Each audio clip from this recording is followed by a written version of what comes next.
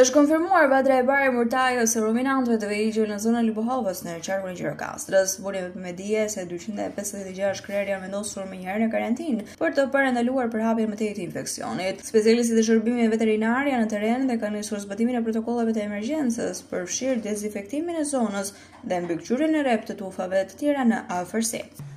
Atëherë, ashtu siç është citoni edhe juve, ne kemi nga përgjigjet e laboratorit të Institutit të Sigurisë Ushqimore dhe Veterinare Tiranë një rast të konfirmuar pozitiv në bashkinë Libohov, në qytetin Libohov. Në momentin menjëherë sapo morëm njoftimin menjëhershëm.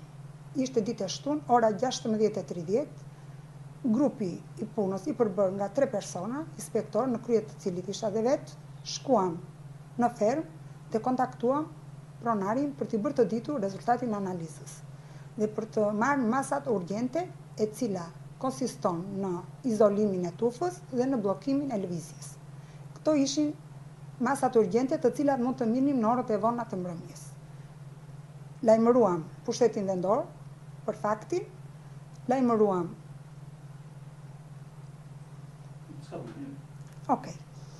vendosëm në dijeni pushtetin vendor në orët e vona të natës dhe organizuam një takim me përfaqësues të pushtetit vendor. Kaq mund të bënin në momentin e parë. Aktualisht është izoluar dhona? Fati i mirë është që tufa ndodhet e vetë izoluar, aty nuk ullosin bakti të tjera, kafshët nuk kanë kontakt me tufa të tjera, ujitja ose pirja e ujit bëhet në banesë sepse mungon uji dhe i ndodhur fermeri në këto kushte kërkoj me insistim të shtegëtonte. Ju e dini shumë mirë që masat shtrënguese që janë marrë nga ministria për të izoluar dhe për mos përhapjen e kësaj sëmundje.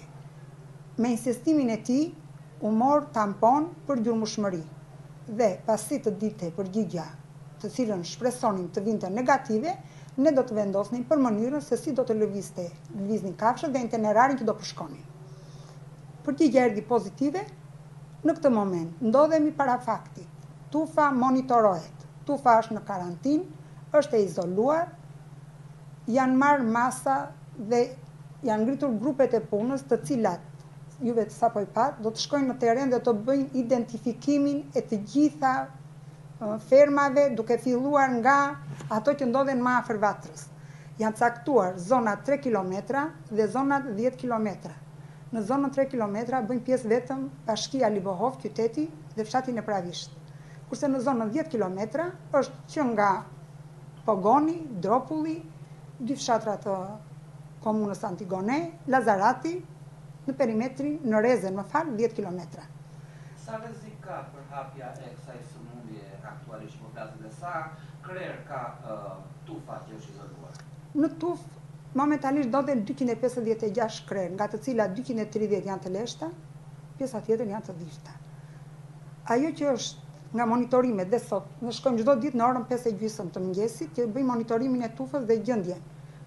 Ajo që është për të theksuar është që ferma në këtë moment nuk ka temperaturë kafsha, nuk kanë shenja klinike të shfaqjes së sëmundjes dhe nuk kanë ngordhshmëri në fermë. Prandaj neve e monitorojmë çdo ditë sepse ajo mund të jetë edhe në formën subklinike dhe do ta monitorojmë deri të paktën 10 ditë.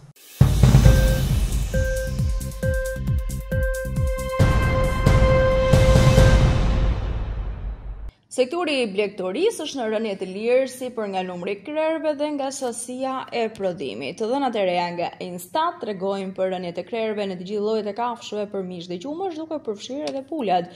Për gjatë vitit 2024 në krahasim me 2023. Rënja e numrit të krerëve u reflektua edhe nën produktet mish dhe bulmet. Vetëm numri i koshereve po vjen në rritje, këto zhvillime rrisin presionin për çmime më të larta, pasi në një kohë që ulet prodhimi, kërkesa po rritet nga turistët, pasi kuzhina shqiptare ka në bazë të saj produktet blegtorale. Sipas Instat, numri i gjedhëve është rritur me 3.3% nga 263.000 krerë në vitin 2023 në 272.000 krerë në vitin 2024. Megjithatë, numri i lopëve ka shënuar një rënje me 3.5% duke zbritur nga 232.000 në 224.000 krerë. Rënja më e madhe është regjistruar në kategorinë e derrave me një ulje prej 9.4 dhe të shpendëve.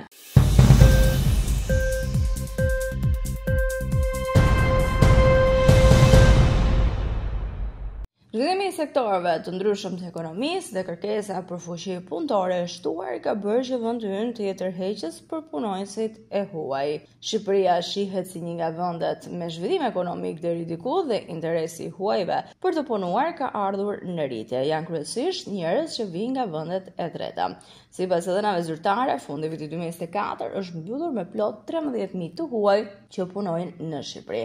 Ndërkohë që sipërmarrjet që kërkojnë më shumë janë të ndryshme, duke nisur nga akomodimi, shërbimi ushqimor, i ndërtimit, i tregtisë me shumicë dhe pakicë, industria përpunuese, banakier, kamarier, kuzhinier apo ndihmës kuzhinier, si dhe profesione që lidhen me nivelin e ulët apo të mesëm të arsimit. Shtetasit të huaj janë madje edhe nga Turqia, Italia, Kosova, Filipinet, India e të tjerë. Ndërkohë që edhe dy shërbimet që ofrohen në platformën e-Albania për paketin e lejes unike kanë bërë që bizneset të kenë mundësi më të shpejta për të kryer dokumentacionet e tyre.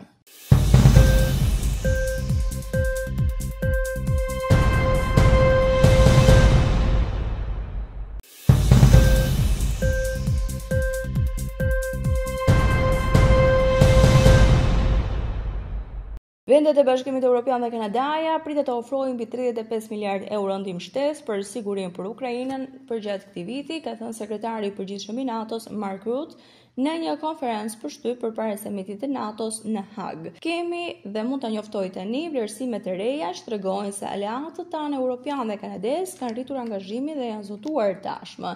Ndërsa fillimisht do të kishim qenë në gjendje të njoftonim më shumë për 20 miliardë eurosh gjatë 3 muajve të parë të këtij viti, tani ato do të ofrojnë mbi 35 miliardë euro ndihmë shtesë për sigurinë për Ukrainën për vitin e ardhshëm, ka thënë Rutte. Shefi i NATO-s shtoi se presidenti i Ukrainës Volodymyr Zelensky dhe disa zyrtarë do të marrin pjesë në samitin në Holand. Vendet e NATO-s do të premtojnë 40 miliardë euro në mbështetje të Ukrainës për gjatë 12 muajve të ardhshëm në samit, ka thënë një burim në qeverinë gjermane.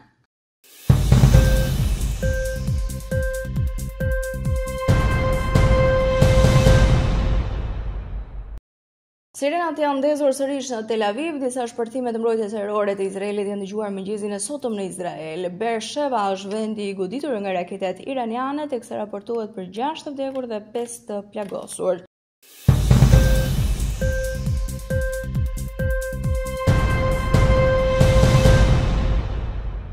Presidenti Amerikan Donald Trump ka thënë se Izraeli dhe Irani janë pajtuar për një armë pushim të kompletuar përmes një postimi në rrjetet sociale. Trump ka thënë se armë pushimi do të nisë përafërsisht 6 orë prej tani, pasi secili shtet i ketë kryer operacionet ushtarake.